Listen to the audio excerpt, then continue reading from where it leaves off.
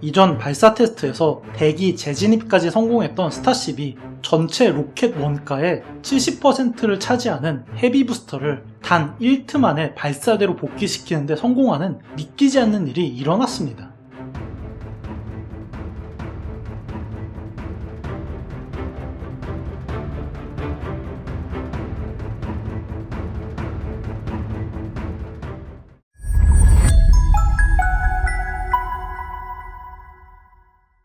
스타쉽은 그 거대한 크기 때문에 발사대에 직접 착륙 시에 부스터와 발사대에 피해가 예상되었기 때문에 집게팔로 발사대에서 동체를 잡아서 하중과 충격을 분산시킨다는 말도 안 되는 계획으로 선회를 했는데 믿기지 않게도 이번에 이게 성공했습니다.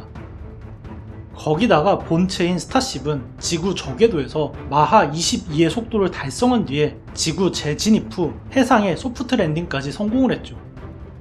총 길이 122m에 달하는 엄청난 로켓으로 이걸 성공했다는 건 정말 대단한 일인데, 이해하기 쉽게 비유를 하자면 35층 아파트 크기의 물체를 고도 100km의 우주까지 날려보낸 뒤 20층 아파트 크기인 부스터를 지구에 재진입시켜서 발사대에 수직으로 착륙을 시키고 15층 크기인 스타쉽은 160km 고도까지 올라가서 시속 27,000km의 속도를 달성한 뒤에 지구로 복귀한 것인데, 정말 이게 보면서도 믿기지가 않는 부분입니다.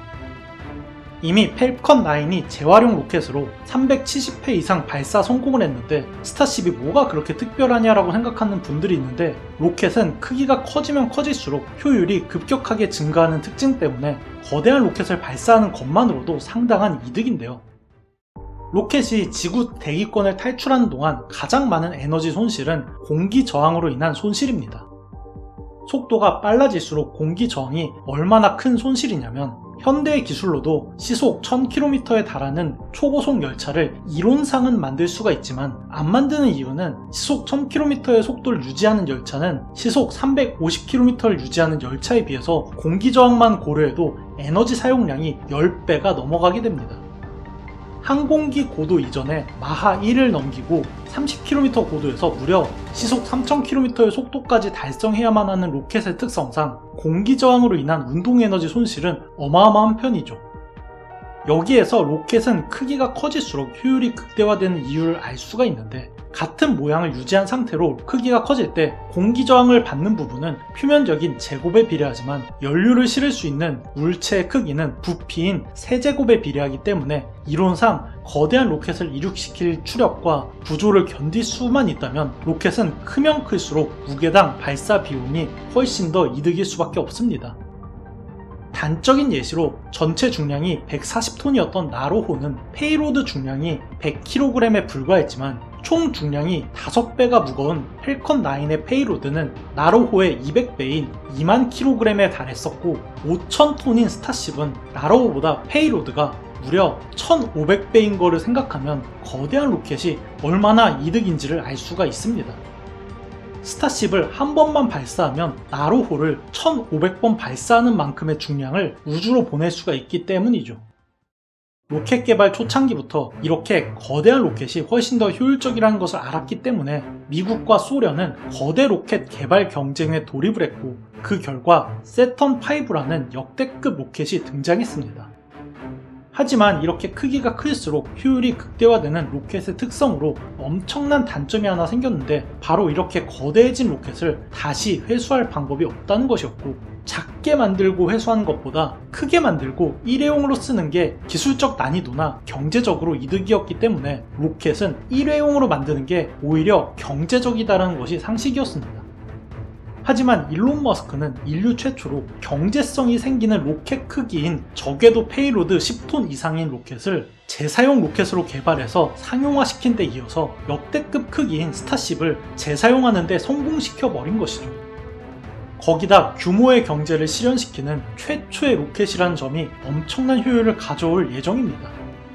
이미 로켓의 전 부분을 재사용한다는 점에서 기존 로켓보다 10배 이상 저렴하게 운용이 가능한 데다가 로켓이 사용되는 거의 모든 부분이 대량 생산화되어 있어서 단가가 훨씬 더 낮아질 수밖에 없습니다.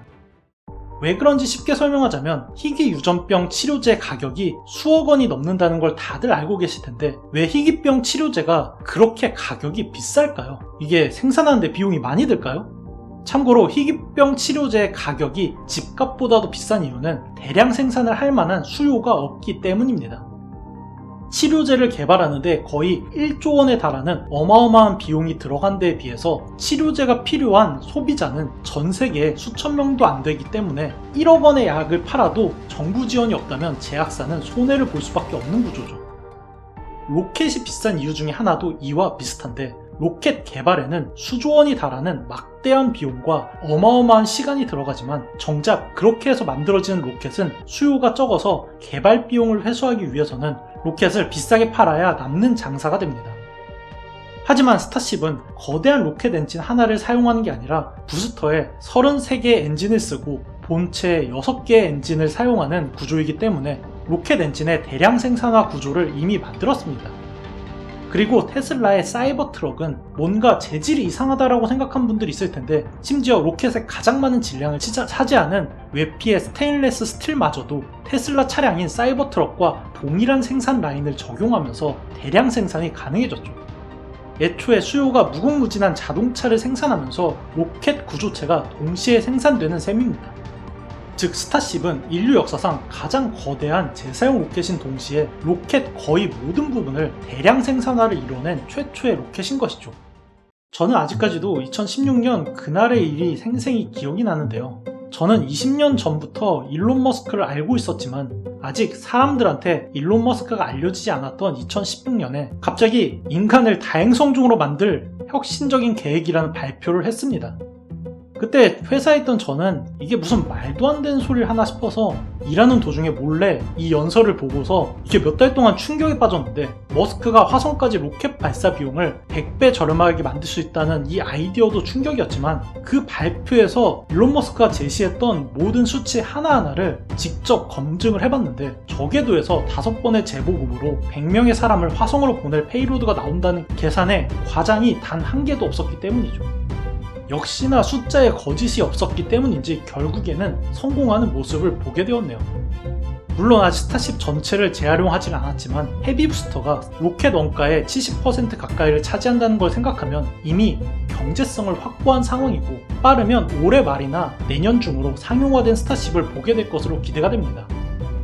5년 전인 2019년에 스타쉽 개발이 시작됐을 때 제가 올렸던 영상에서 가장 많이 달렸던 댓글이 머스크는 사기꾼이고 로켓 개발이 실패할 것이라는 댓글이었는데, 모든 재원과 수치를 공개하고 공학적으로도 수학적으로도 과장 하나 없는 복잡한 계획은 사기라고 생각을 하고, 원적외선이나 육각수 같은 이론적 공학적으로도 말도 안 되는 건 쉽게 믿는 사람들을 보면서 제 입장에서는 좀 신기하긴 했습니다.